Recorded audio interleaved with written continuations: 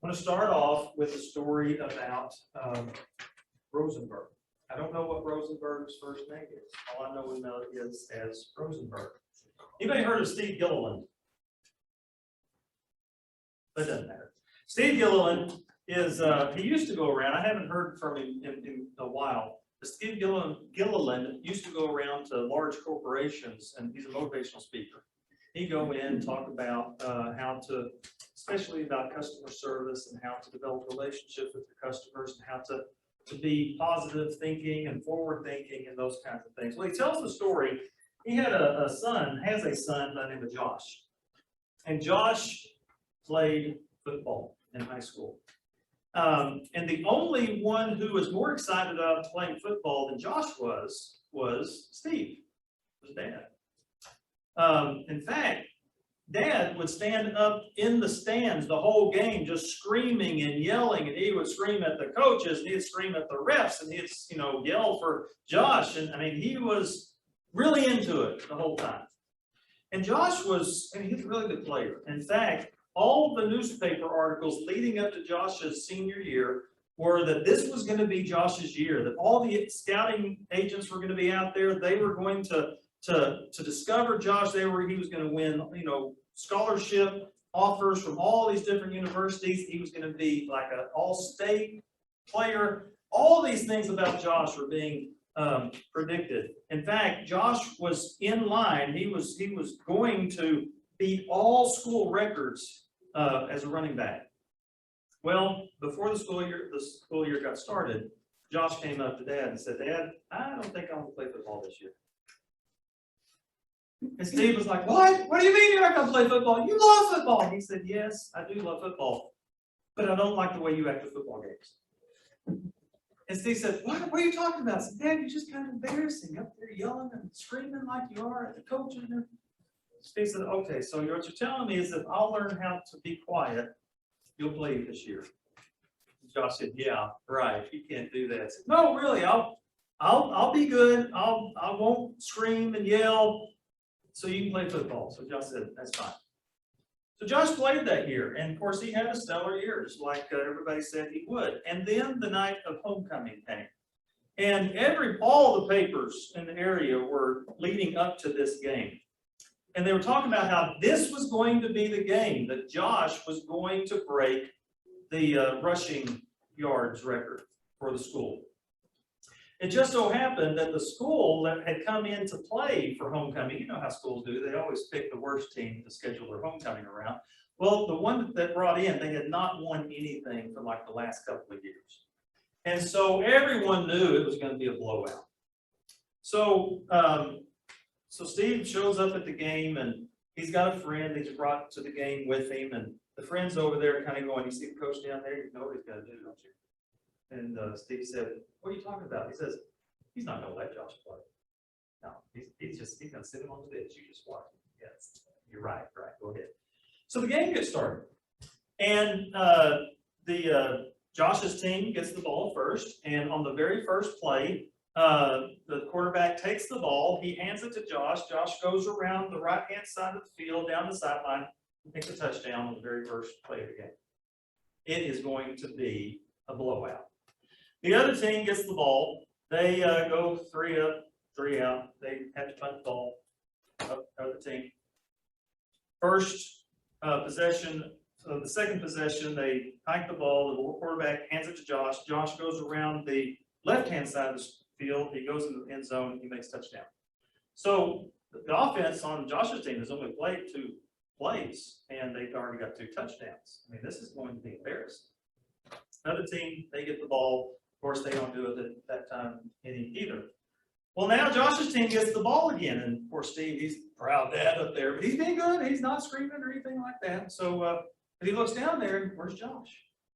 He didn't see Josh anywhere on the field. Instead, there's a guy by the name of Rosenberg that's in the spot that Josh usually plays. Josh is down on the bench, and his friend's over there kneeling. "See, I told you, hot seat. He's on the bench down there." Well, that's the way the rest of the game went. And really, it wasn't a high-scoring game because they kind of got the second string in there, and then the third string. I mean, they got all the different players in there to play for homecoming, and So it was only something like, 24-6. I think the other team finally did score some points. Steve was really bothered about that. He felt, oh, Josh must be devastated. Because this was going to be his night. This was when he was going to break all the school records. I'm sure there were some scouts out there, and they didn't get to watch him play. So Josh had gone out, and he had done some homecoming events with his friends. And Steve decided he was going to stay up just because he just wanted to know. So he wanted to know how Josh was doing. And so finally, Josh comes in around midnight, and before Steve could say anything, Josh burst in the door and says, Dad, wasn't the game awesome?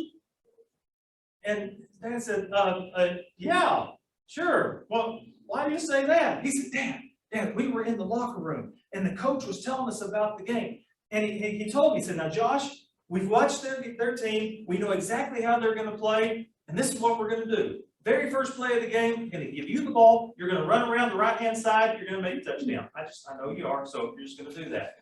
When we get the ball back, then you're going to take the ball. You're going to run around the left-hand side. You're going to make a touchdown. And Josh, that's all you're going to play tonight. Then he walked over, and Rosenberg was sitting there, and he kind of banged his fist on Rosenberg's pads on his shoulders and said, all right, Rosenberg, you're going to play the rest of the game. Dad, wasn't that great? He said, Rosenberg hasn't played since like 8th grade. And here he was playing in the homecoming game, and he even made a touchdown tonight. That was great, wasn't it? And Steve said, yeah, son, that was awesome. And then Josh said, by the way, Dad, why are you still up? Steve said, never mind. We'll talk about it tomorrow. Steve said that's when he learned that whenever he allowed his son to have his own problems, then life went a lot better for the both of them. We talked last week about this idea of allowing our kids to solve and own their own problems. And I want to remind us, the wise man over in Proverbs chapter 8, he writes, speaking for wisdom. Wisdom is speaking here, and he says, Now then listen, my sons, listen to me.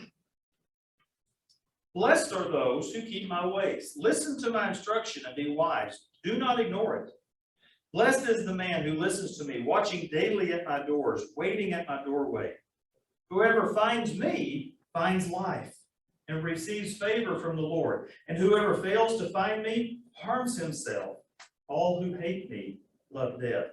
It's one of the most important things that we give to our kids as they're growing up, and that is the opportunity to become wise. But the only way kids can become wise is to be faced with problems in their lives and learn how to deal with them, how to maneuver those problems, learning how to solve the problems, learning how to cope with problems. And so the proverb writer is reminding us that wisdom is something really important.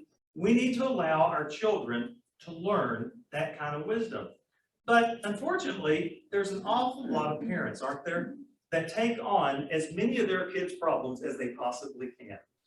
And it's not that they mean to harm their kids, it's that they love their kids and they don't like to see their kids suffer. They don't like to see them hurt. And so they take those problems on and they solve the problems for their kids, and it does a real disservice for the kids. It robs them of a lot of opportunities to learn. So what we started with last time was this idea about ownership of the problem.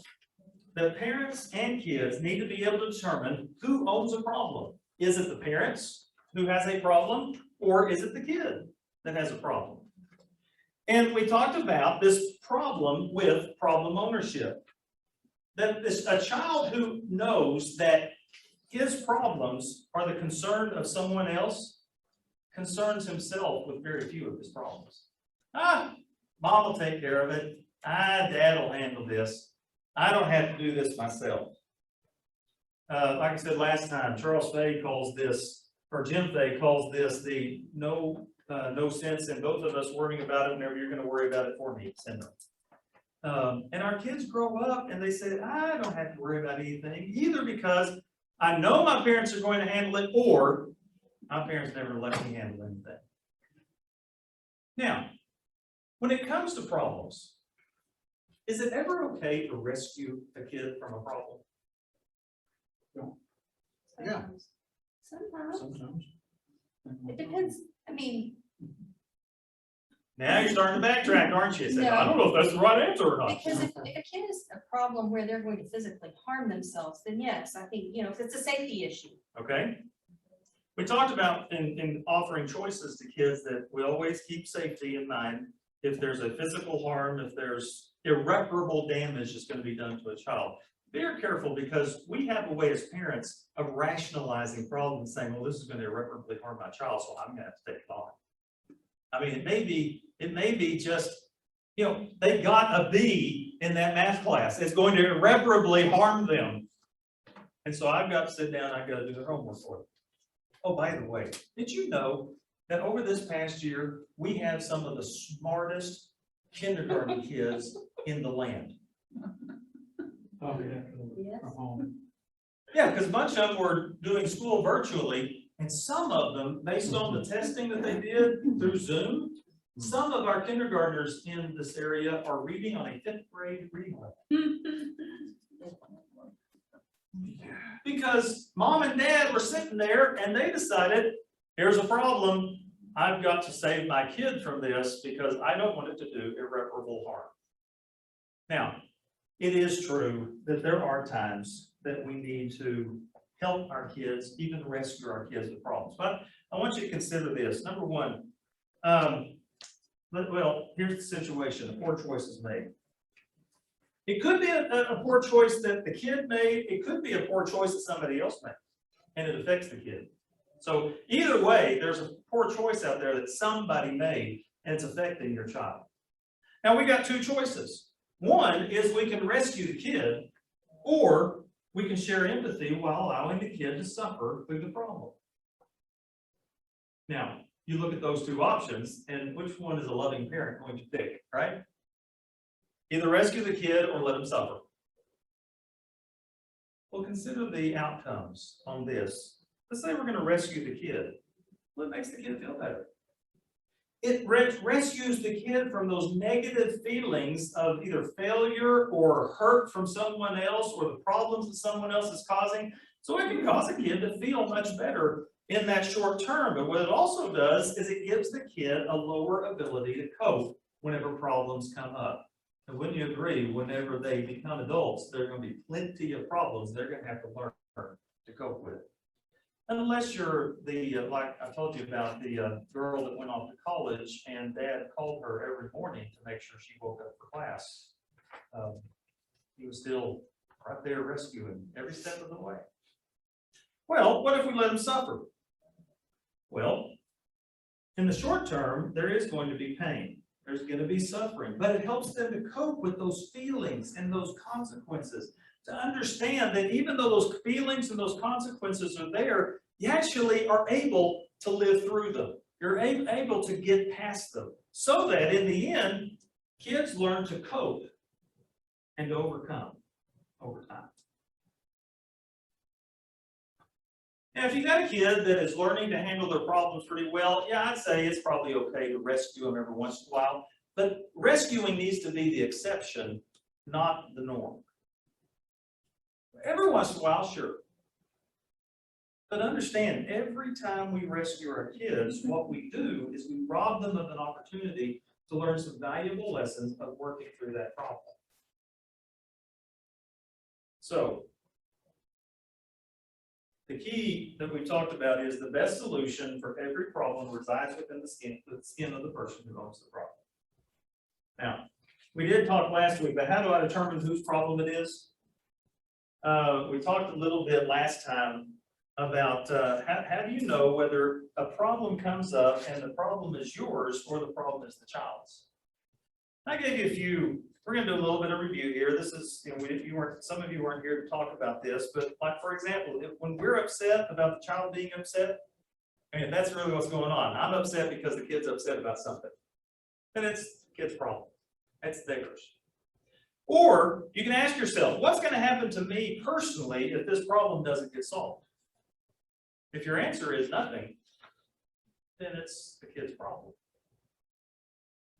But be real careful about how we can twist problems around so that we feel like they're our problem. For example, if my child doesn't wear his coat outside the house, and he gets all cold, then he's gonna catch cold, and then I have to pay the doctor's bills, and we'll see how I turn it into my problem. So let me ask you this, is this the child's problem or parent's problem?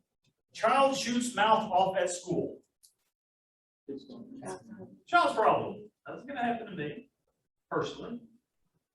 Child shoots off mouth at us too. That becomes my problem. It's affecting me. How about child's slowness in getting ready for school makes him or her late? It's a kid's problem unless you're late. Yeah, unless it's making your living. Yeah, that's the kid's problem, and that is a really hard one to understand because we don't want our kids to be late to school. But when the child's slowness in getting ready to leave the house makes us late, then it becomes our problem. Child's room is a disaster area. Unless you're a neat freak, you have OCD, and it becomes mine. Well, it encroaches on my space, then it becomes my problem. That's right. Child strews belongings throughout the house. Now it becomes my problem. See, that you gotta learn that line between what is my problem, what is the child's problem, and be able to determine which one of those it is. So for example, tell me, my child doesn't seem to have any friends. Whose problem? You have no feeling, do you? No. Kid's problem. Yep. Yeah, that's a child's problem. Teacher has called to complain that my son took something that belonged to another child.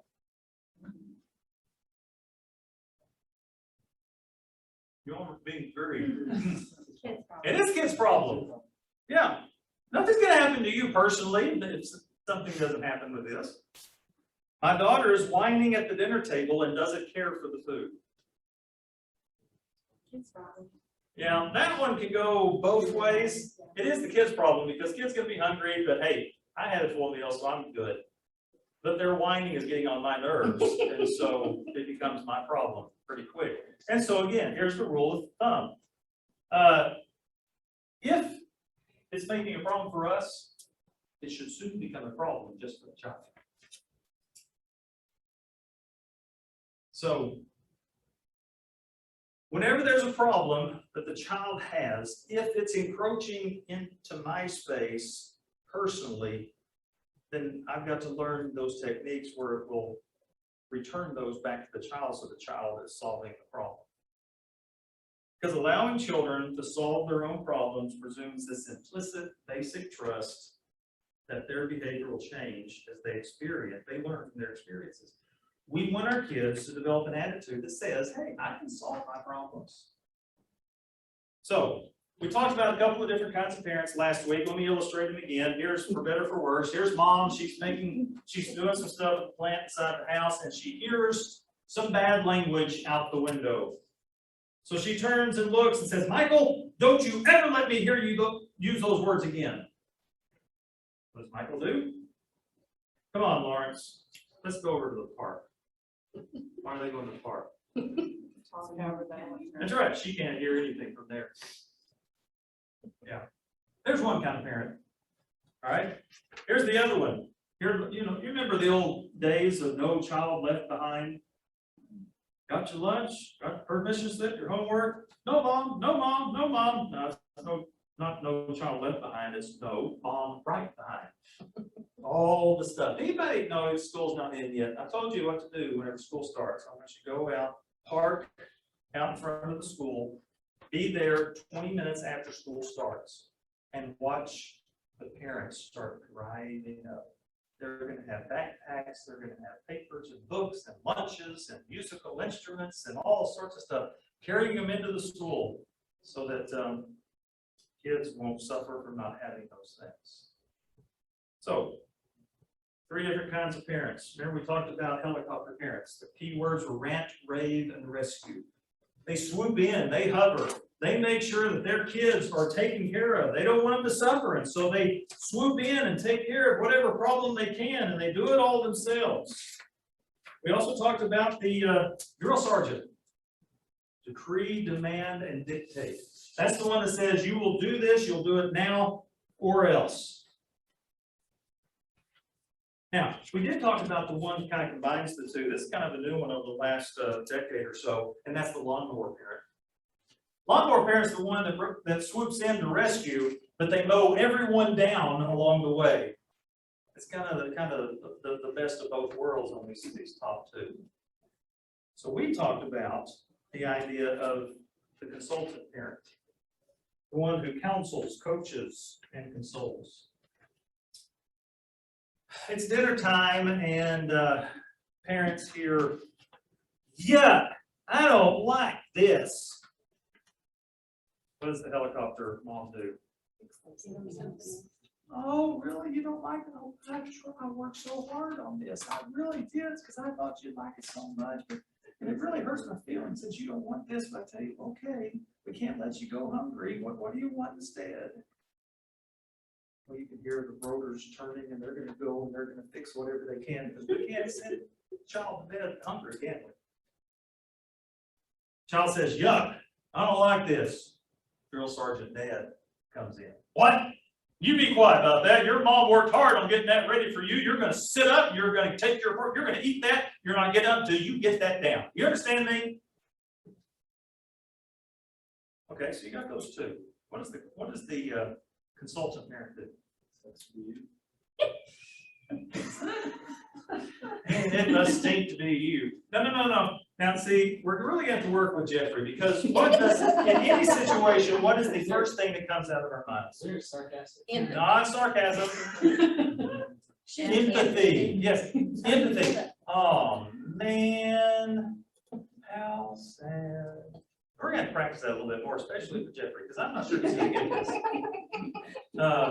I've only had one other parent in these meetings, and the whole time I've done these classes, that's been like you. And she admitted it too. She said, "I don't have any empathy." I said, "We got to fake it till you make it then." No. So the consultant says, "Oh, man, oh, that stinks. Well, I'll tell you what, you probably wouldn't like this anyway, because this is adult food. But I tell you, we'll have a big breakfast tomorrow morning. All right. So if you don't eat anything tonight, okay, but we'll have something for breakfast tomorrow morning." What the consultant parent does is it hands the problem back over to the child and says, "Hey, if this is going to be solved, it's going to be solved because you decided to solve it. I'm not going to solve it for you." Now, I want to tell you, this happened several years ago. Do you remember Bill Parcells was the coach of the Dallas Cowboys? Yep. He was, yes, ma'am. Before you move on, can I Yeah. ask a question? So if the child does want to get up and make themselves a sandwich, then do you let them? That's going to be up to you, I That's guess. how they want to solve their problem. If that's how they want to solve their problem, and that makes you deliriously happy, then sure. Yeah. Because after all, that's Solving the problem. that is solving their problem. I mean, I go someplace, I don't like something. I mean, I've got to decide how I'm going to handle that. My stipulation on that was always, that's fine, but you're cleaning up your mess. Sure. I mean, you're gonna have to take care of the mess that you make over there, and you're not gonna cook another meal over here for me to clean up. With empathy. Maybe. She was emphatic. Yes, I'm emphatic that you're going to clean up your mess.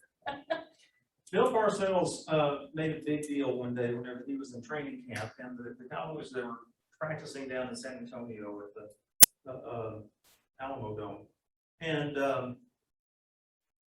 one of the practices wasn't going just real good, and so he called the players over, he had a quick powwow with them, and then he left.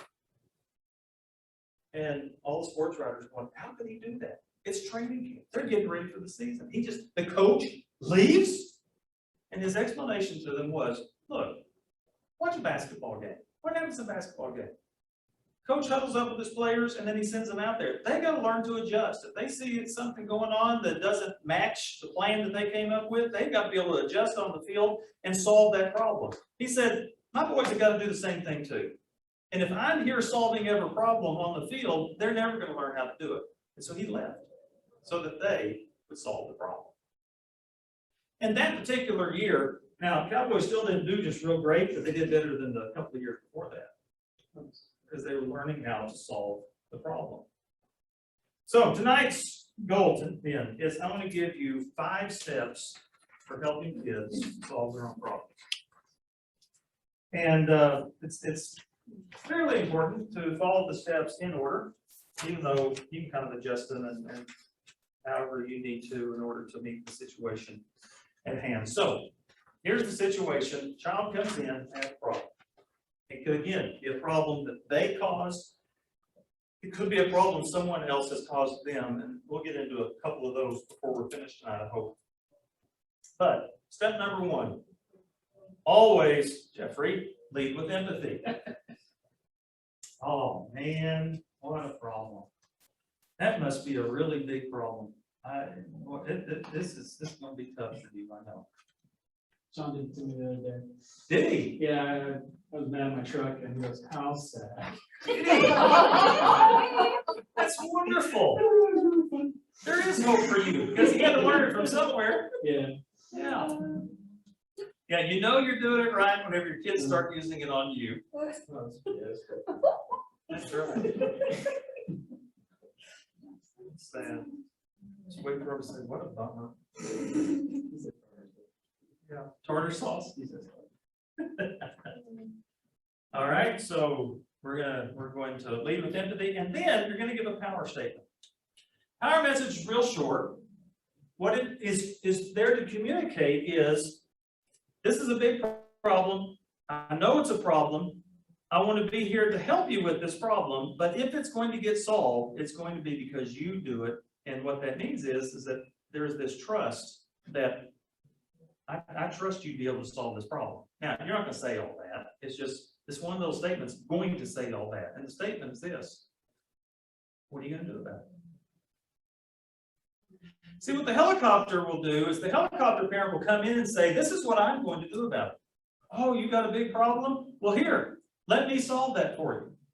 The drill sergeant comes in and he says, oh, you got a big problem? Let me tell you what you're going to do about that. Both of them have the same message. You're not smart enough to figure this out. You're not strong enough to handle this. You can't do it on your own. So I've got to be here to help you out. What the consultant parent does is comes in and says, oh man, that's a big problem. What are you going to do about it? Now the problem is back on the kid. Now, what is the kid likely to say whenever you say, what are you going to do about it? I don't know. I don't know. But is it working? The brain is kicked in. Because now the child knows, oh, you mean I got to solve this? I don't know. All right, so that leads to step number 3. This is where you might offer some choices. Now, it's really important to get permission to do that. So it sounds something like this. Oh man, that is a really big problem. What do you think you're going to do about it? I don't know. Would you like to know what some other kids would do about it? Can offer choices. Now, what happens if the child says, nah, not really? What do? So you're going to sit there and I'm going to tell you what what some other kids do about it. No, you're not going to do that. You say, oh, well, okay, I understand. I'll tell you what, if you need some ideas, come and we'll talk about it. In fact, that's what happened with Matthew one day. Matthew was having a particular problem because he was getting teased at school. He had some kids at school that what they would do is they'd come up from behind, some of these really brilliant, bright kids where they'd come and they'd take his books and they'd toss them, pull them out of his arms and he'd have to step over and pick them up. Some of them were calling, he's blonde like me, and so there were a few kids who were calling him things like Nazi and stuff like that. It was really getting on his nerves. And so he came in with that problem and says, I just get so upset. I get so mad because of what they do to me. And Angela said, well, that is a big problem. I'm so sorry. What are you going to do about it? He said, I don't know. She said, well, would you like some ideas? And his answer was, not really. Now, if you don't know Matthew, now you do, because that sounds just like Matthew, by the way. No, not really. So Angela said, okay, well, I understand. I tell you what, though, if you need some ideas, you know where I am. I'll be happy to talk about it again, but I trust you. You can solve this problem. And that's it. Remember that really important, very difficult technique that every parent's got to learn, and that is how to keep your mouth shut. By the way, how did that go this week? Anybody practice that skill to keep your mouth shut? How did it go? Most of the time, I caught myself a few times. I was like, oh, okay, and I went, I really did, I'm not kidding. I wrote, Yeah, it's tough. it's tough.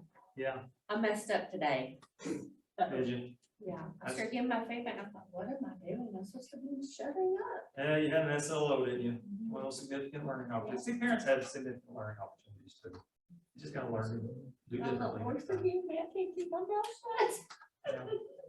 So you can offer choices. You say, well, listen, would you like to know what I might do about it? Or, you know, I've known some other 7-year-olds in my life. Would you like to know what they would do about it? So you kind of offer those choices different ways. Well, this time Matthew didn't want to know about it. Later on, he came back. He said, okay, I think I'm ready for some ideas. Most of the time, if kids are really struggling with an issue, or wrestling with a problem, they're probably going to say, yeah, what would some others do about it? That's where step number 3 comes in. You're going to offer those choices. I don't go get ahead too far.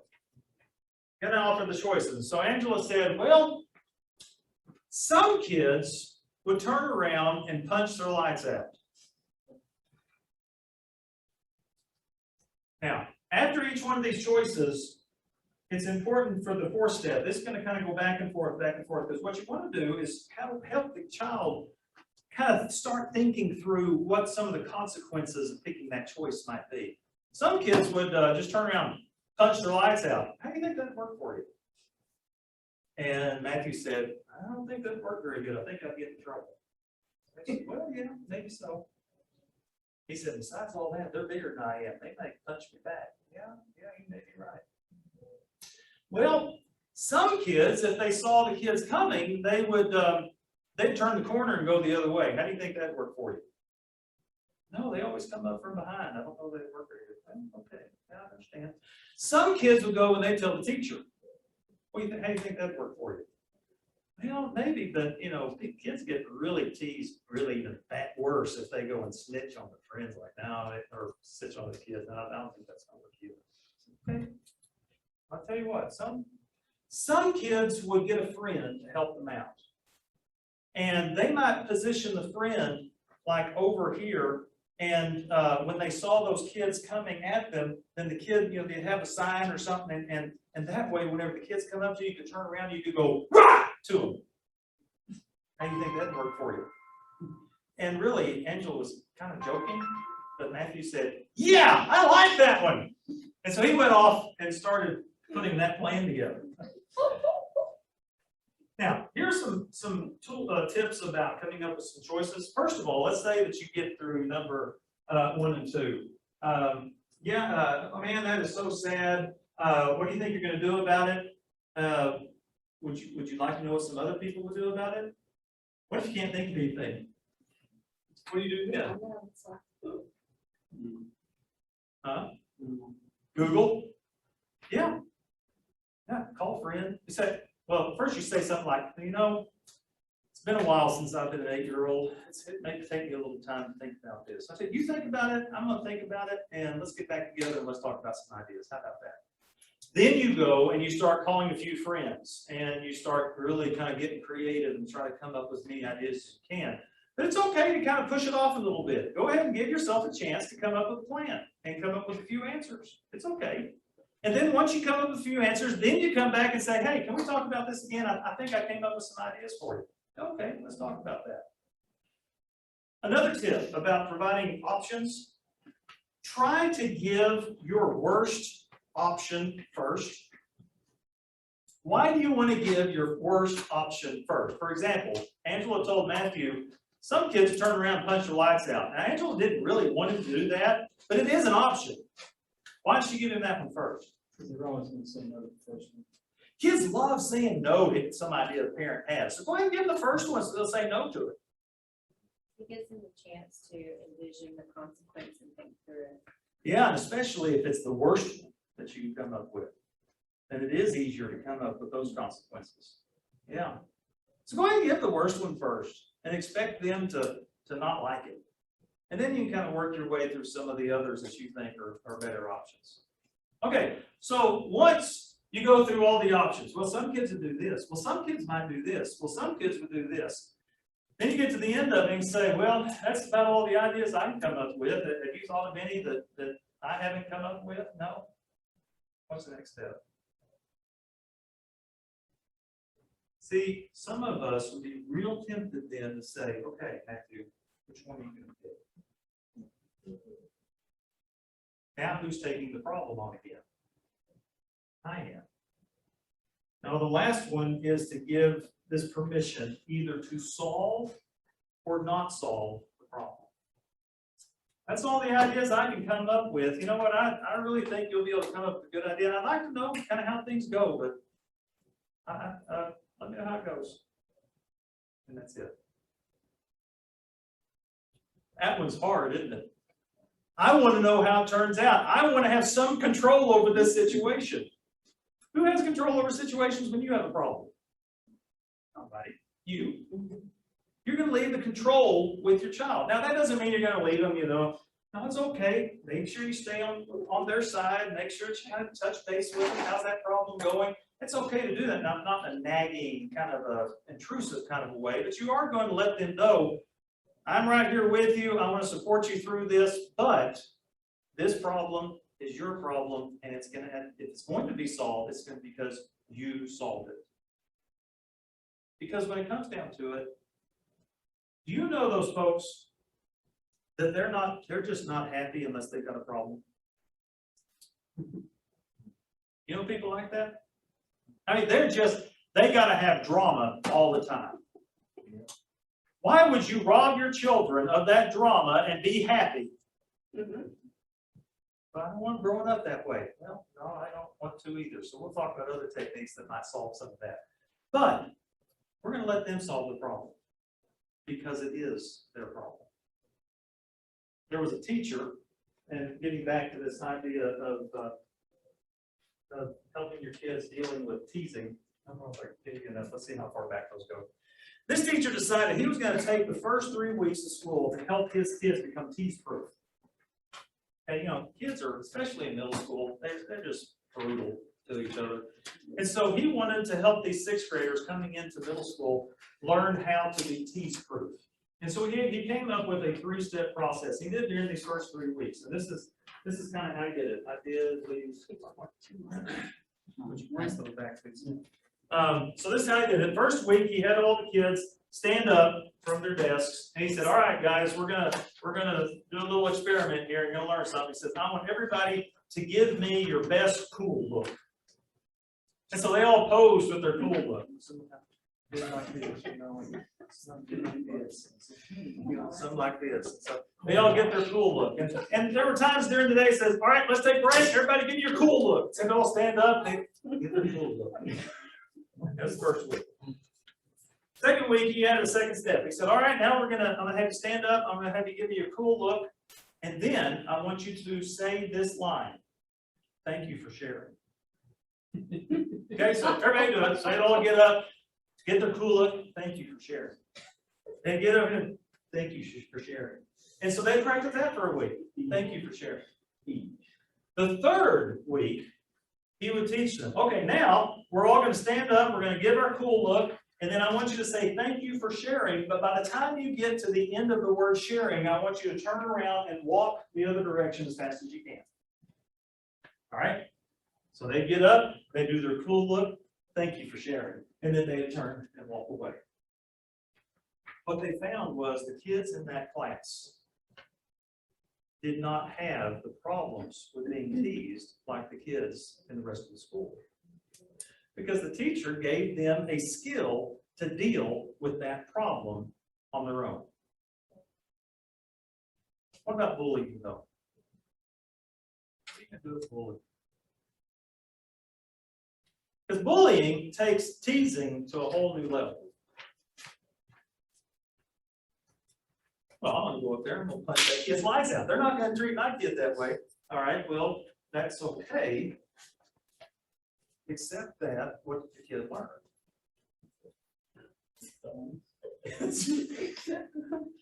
Learn to go visit my dad in the jail.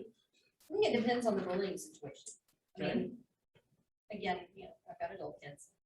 So we've had some situations where bullying crossed a line to the point that it was physical. We had a little boy when we were in fourth grade, I think it was, touching my daughter inappropriately. It got to that point. Well, at that point I was done. I mean, up until then it'd been find another place in line or, let's work it out. I've also had some issues where the teachers were the bullies. Yeah. And, we've handled it with, I want you to make an appointment, go talk to the teacher, and then if it didn't get better, I got involved. That was middle school, high school. I think it just depends on what level you're at. Yeah. With bullying does become a bigger issue because oftentimes now we're crossing the line into irreparable harm. Either physically, emotionally, psychologically, there's a lot of things. But the fine line you gotta walk is trying to take care of this problem yourself, but at the same time, helping your child not become a victim. You want them to become a victor. And so in that case, you go through the steps with this and well, man, that is a tough problem. That is hard. That is a big problem to have. What are you gonna do about it? Here, let's talk about some choices. How do you think that'll work? Now I'm gonna give you permission to handle this and let me know how things go.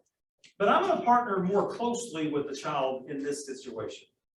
And there may be times whenever a parent has to go in and do some rescue, especially whenever certain things cross the line. But I guess the point is, don't go to the point where you're doing all the work on this problem and the child is not invested in the problem anymore. Because the child's got to learn how to deal with those kind of situations in life. Because some of us as adults have had bullies in our lives, haven't we? It could be a boss, it could be a neighbor, they could be in the house with us, they could be in the family, they could be a number of different situations where we've got a bully in our lives and we've got to handle that problem ourselves. And so we help our kids deal with those problems too. One of the things we want our kids to learn is you can solve this problem any way you want to, as long as it doesn't make a problem for anyone else. Real quickly, what questions come to mind? As you're listening to all this? I mean, I guess questions more like an internal struggle of like, oh, it'd be so, I mean, I'm not really at that point yet, but Yeah. it seems like it would be hard. And I know that my parents are kind of rescuers, so it's hard. Yeah. To, I don't know. It can I see how it turns out though, like, for me, I was kind of independent, so it didn't really like matter as much, but I think my friends are still kind of rescuing my sister. It's like, oh my God, I don't want to do that. But it is hard to watch. It is. I told the group last time, I'm the recovering drill sergeant parent myself. Even though I have found myself, as I've gotten older with my kids, leaning more toward the helicopter side myself.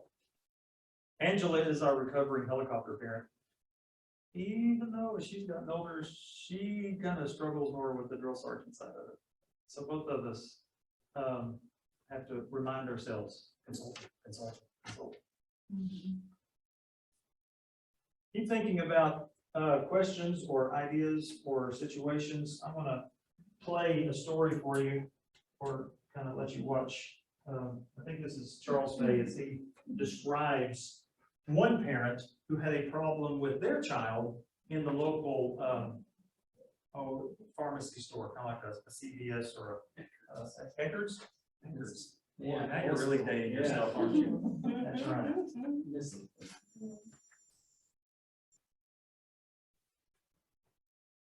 How do you help your kids when they have a problem without making the problem yours? There's a drugstore in Golden. I bet a lot of you know which one it is. You go in that drugstore, you get everything. Alcohol, duct tape, cosmetics, souvenirs, everything you want. Well, I go in there with my son, little Marky, and at this age, I'd say he was less than 5. That's all I can remember. Made a big mistake in my parental life, walked by the toy aisle. Have you ever seen what happens when you walk by the toy aisle with a little kid?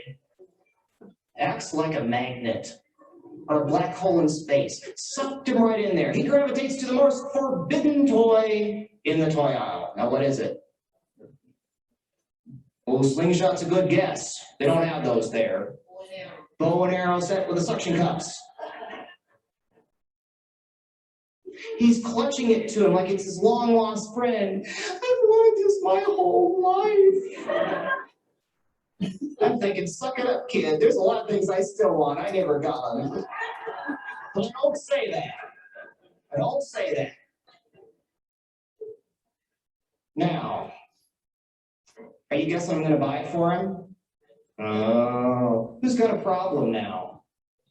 He does. Oh, I love hearing that. He has the problem. How am I going to help this kid, but make sure that he owns this problem? Here's little Marky. What's the first thing I have to do? You tell me.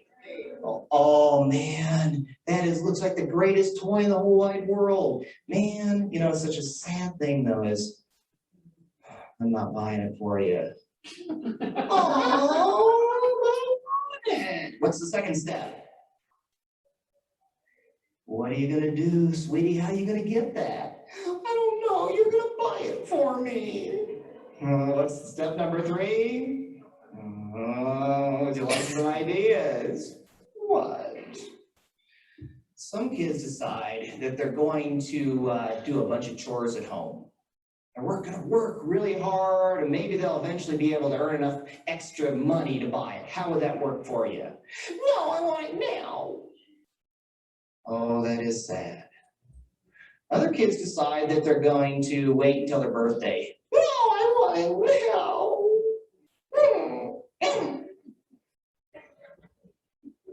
Boy, that is sad. Other kids decide that they're going to go and hit up grandma. How would that work? She'd tell me that I'm going to put my eye out with it.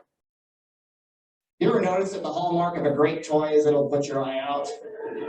You can see kids someday just saying, Dad, I really don't care what I get for my birthday as long as it'll put my eye out. Oh no, oh, he doesn't like anything I said. Is this a problem? No, not a problem. Because step 5 is this. You let the kid either solve it well or not solve it. Now, if he solved this problem well, let's just say he went off and did chores and then came back later, like 2 weeks, and he bought it for himself. Would he learn something valuable? Yes. Now, let's say he decides to solve it poorly or not solve it, just get nasty. Will he learn something valuable? Yes, so you can't lose, right? Don't argue with the kid about it, just get moving. I start moving. He's following me. Want it, want it, want it, want it, want it, want it, want it. I picked the longest checkout line. Why? Gives me time to think, right? No idea what I'm gonna do. People getting up behind us too, he said, I'm just gonna take it. I didn't know what to say. I was really stuck. But luckily, there were a couple of guys that looked like they rode Harleys behind me. Big tough guys, big beard and tattooed. They were laughing about this, right? I'm glad I don't know kids, right? And one of them looks down and says, hey kid, cops come. You do that. How big are his eyes? He just turns around though.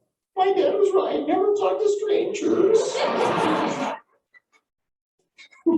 We're waiting in line. Well, all of a sudden I get an idea. I don't know if it's going to work. We finally get up to the checkout lady. I put my stuff down. He puts his stuff right on top. There you go.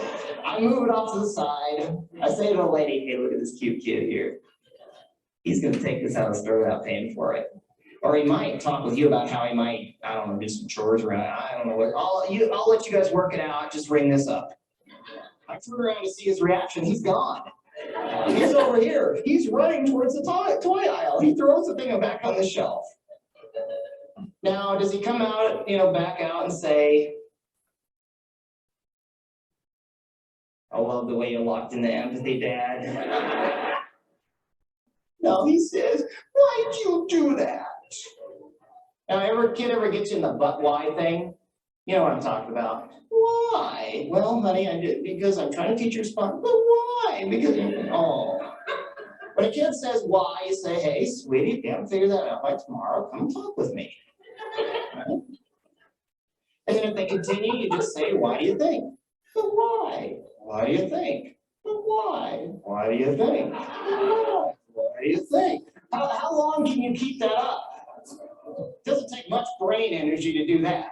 What does he do? He stomps his foot. I'll still remember his face. He said that one of the smartest things, there's so much psychology in that kid for some reason. I don't know why. But he stomps his foot. He looks at me and he says, I don't want to think. I want choo-choo.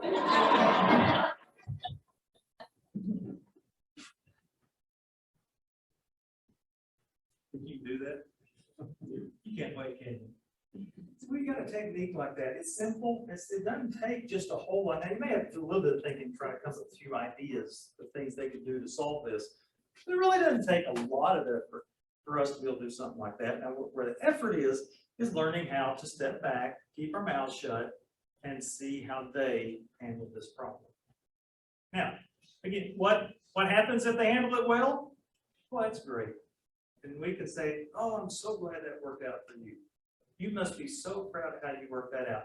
They don't handle it well. Oh, man, what are you going to do about it? See, it's all right to, they cause a new problem. It's okay to go through the process again, because now we got to solve the new problem that was caused because they didn't solve the old problem the right way. And here in a few weeks, we'll talk more about consequences and how to develop some of those so that when our kids make a wrong choice, when they have a significant learning opportunity, we develop and construct a situation where they wish they had made a different choice in that situation because of the consequences that come. Other thoughts, comments? So are you assuming in this, these steps that the kids figure out what they should have done different that got them into that situation, or is that a whole other lesson? Because getting out of it is not necessarily, how did I even get here to this point? What should I have done? How much explaining do we need to give to the kid about the situation? Number one, you're going to have to know your kid better than I do and how much explanation they need. But be very careful about over-explaining things. Because when we start to tell kids what they should have learned, they will do everything in their power to let us know that they didn't learn that. I think we're going to have to give our kids a little bit of credit. And it may not that they don't learn it the first time, but it may take 2 or 3 times and they might finally learn it. One example, one of the ones I had in here was there was a little girl who had gotten particularly bossy. And so let me give you the example of the conversation. Tammy, I noticed that you're kind of bossy with those other kids. You ever worry that this might make them dislike you?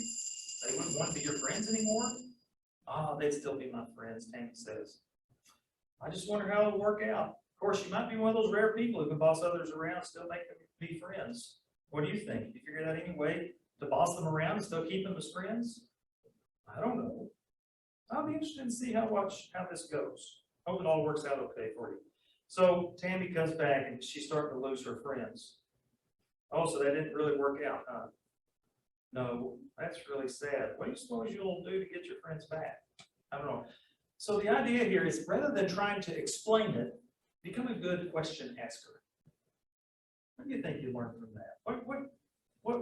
What do you think you might do differently next time? And the example that Jim and Charles Fay and Foster Cline would give says, okay, you're training a dog. You sit down with the dog and you try to explain to them why this isn't working for them. No, but you expect that they'll get it eventually, don't you? So maybe we should expect our kids to be smarter than the family dog and be able to figure it out. Now, you're right. It may take 2 or 3 times before they finally get it figured out. But I'm going to be right there beside them the whole time, giving my empathy and saying, what are you going to do about it? Oh, man, what can you do now? And if the first solution didn't work, maybe we go to the next one. And then we go to the next one. I don't know if that helps.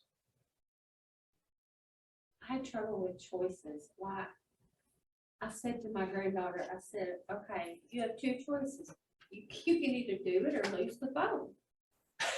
I mean, instead of making her solve it, I was still solving it. I thought that's really not having her solve it. Yeah. And so I had a little bit of trouble that, dictator, Yeah, and you gotta remember when giving choices, you're gonna offer choices that are true choices, not one choice and one punishment. right, Because those aren't choices. Right. You gotta give the two choices. I just wanted to come clean. Right. All right, so this week, here are your assignments. Catch yourself this week again, acting like a helicopter, a drill sergeant, a consultant. Remember to learn how to keep your mouth shut. Then find just one problem this week that you can practice solving. You're helping your kids solve their own problems. With those 5 steps we talked about, because more than likely they'll come up.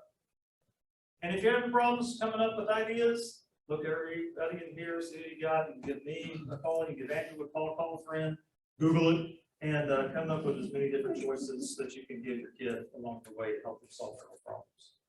All right, remember, parents can have SLOs too, they're not fatal. We just learn from them and try again. And our kids will be better for it. Thank you. Good discussion.